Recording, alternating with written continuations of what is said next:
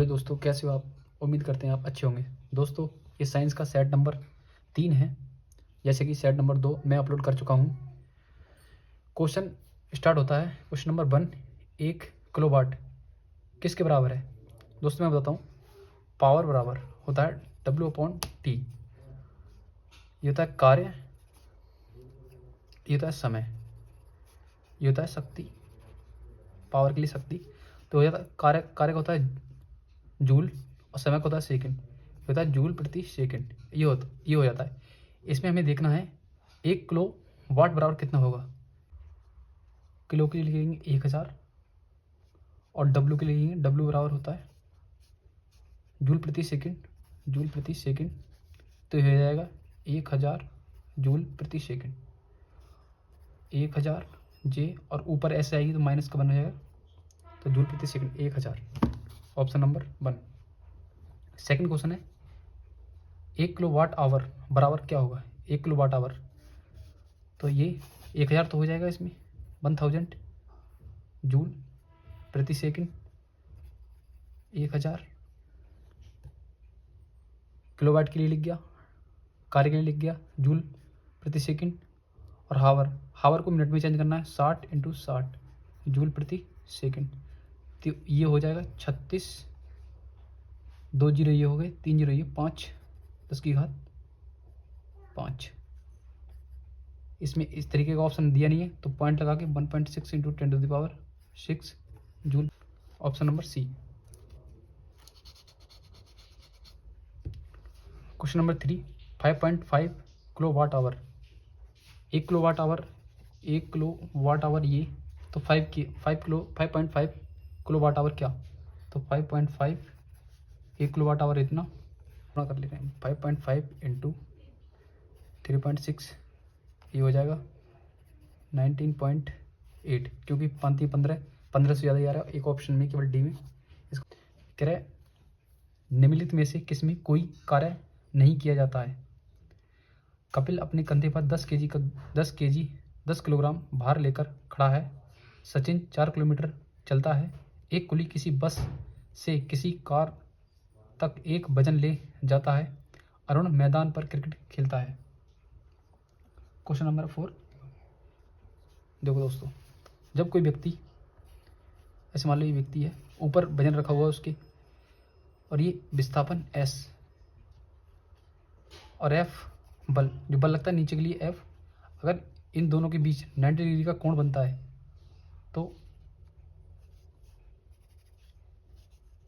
जो कार्य का मान होता है 0 हो जाएगा। इसका हो जाएगा ऑप्शन नंबर ए। कार्य करने में सक्षम क्षमता वस्तु में होती है। कार्य करने की क्षमता है वस्तु में होती है, वस्तु में होता है। नंबर बी इसका ऊर्जा।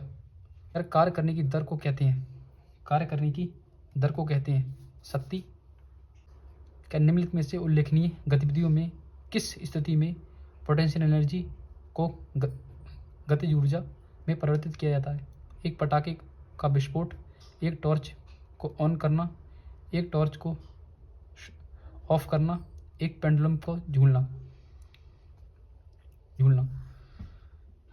कह रहा मास m के साथ चलती हुई वस्तु की गतिज ऊर्जा का मूल्य क्या होगा यदि इसकी गतिज ऊर्जा b से बढ़ाकर 2b। सूत्र होता है गतिज ऊर्जा का 1/2 mv²।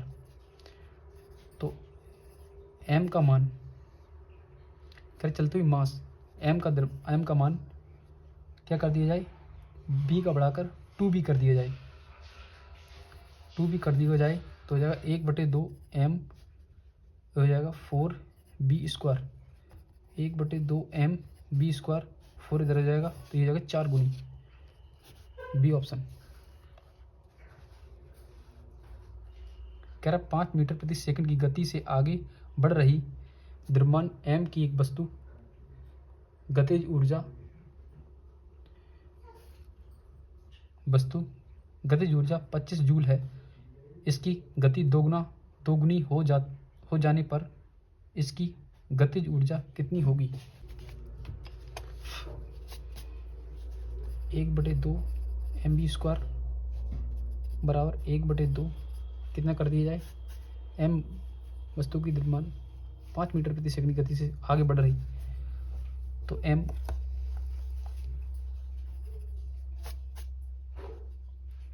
तो जाएगा 2m।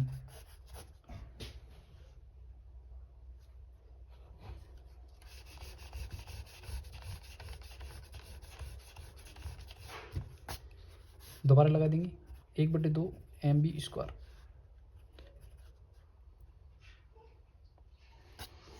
एक बटे दो, m का मान दिया है 25, b का मान कितना है,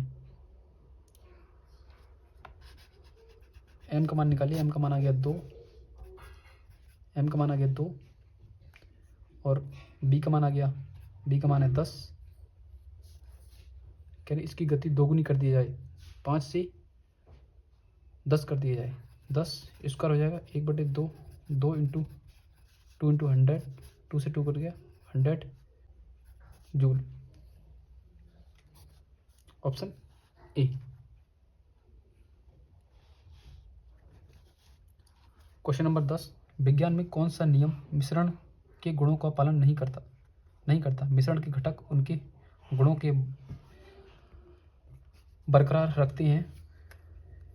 मिश्रण अलग अलग पदार्थ के हो सकते हैं।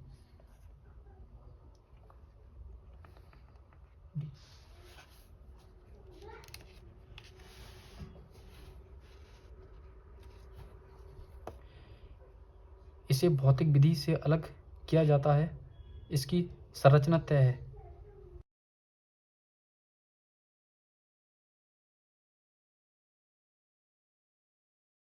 रचना तय है। रेत और चीनी का मिश्रण का एक उदाहरण है विजातीय मिश्रण, सजातीय मिश्रण, कोलाइडी विलयन, निलंबन। इसका हो जाएगा विजातीय, क्योंकि रेत और चीनी कभी मिल नहीं सकती।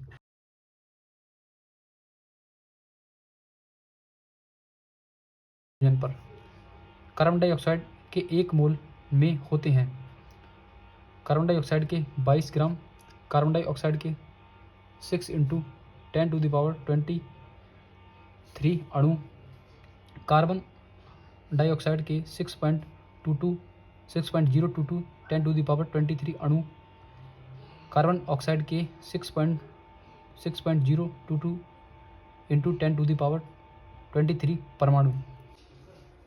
यौगिक को कहते हैं, यौगिक जो होते हैं उन्हें कहते हैं अणु, और तत्व जो होते हैं तत्व उन्हें कहते हैं परमाणु कहते हैं। इसमें हो जाएगा कार्बन डाइऑक्साइड CO2 क्या है, अणु है। यौगिक है ना, C और O का मिश्रण है, यौगिक है, तो इसको कहते हैं अणु। तो इसको हो जाएगा option number C, carbon dioxide के 6.022 10⁻23 अणु। 1 मोल बराबर होता है 6.022 10⁻23 अणु या परमाणु।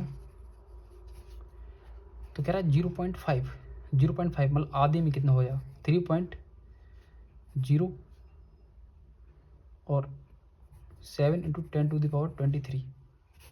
देखो ऑप्शन है इसमें, ऑप्शन नंबर बी 3.07। कह रहा है दिया गया प्रतीक तत्व का प्रतिनिधित्व करता है। ये प्रतीक है, किसका प्रतिनिधित्व करता है, कार्बन का, सोना का, पारा का, हाइड्रोजन का। कार्बन, देखो कार्बन होता है C = 6 द्रव्यमान। पारा का होता है, पारा Hg का होता है 80, और कार्बन सोना Au का होता है 79, और कह रहा है हाइड्रोजन का होता है 1। हाइड्रोजन ऐसे बनता है 1, फिर उसके बाद होते हैं 2। उसमें लिखित में से कौन सा एक ऊर्ध्वपातक पदार्थ नहीं है। ऊर्ध्वपातक कहने का मतलब ये है कौन सा पदार्थ जो हवा के साथ उड़ता नहीं है। कह रहा है सोडियम, कपूर, अमोनियम क्लोराइड या नेफ्थलीन। उनको जो देते एग्जाम्पल बता रहा हूँ, ठोस से सीधे गैस बन जाती हैं। इसमें आ जाएगा कपूर, गंधक, नेफ्थलीन, आयोडीन और अमोनिया,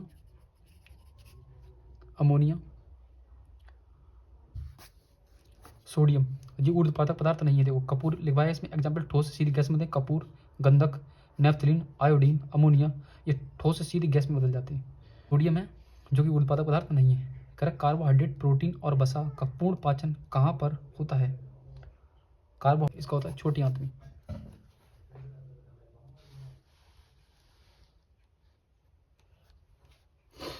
तेरा आंतरिक गति निर्धारक मानव शरीर में निम्नलिखित अंगों में से कहाँ स्थिर होता है?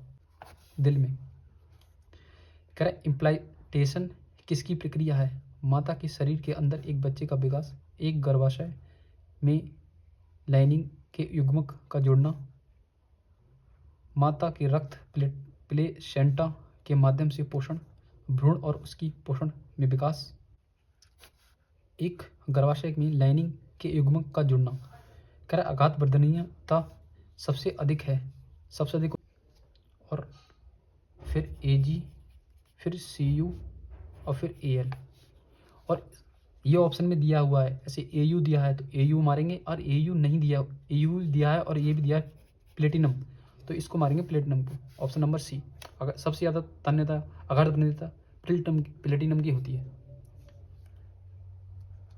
दोस्तों इस तरीके से सेट नंबर 3 कंप्लीट हो चुका है। आपको अच्छा लगा हो तो कमेंट करना, लाइक करना और हमारे चैनल को सब्सक्राइब करना।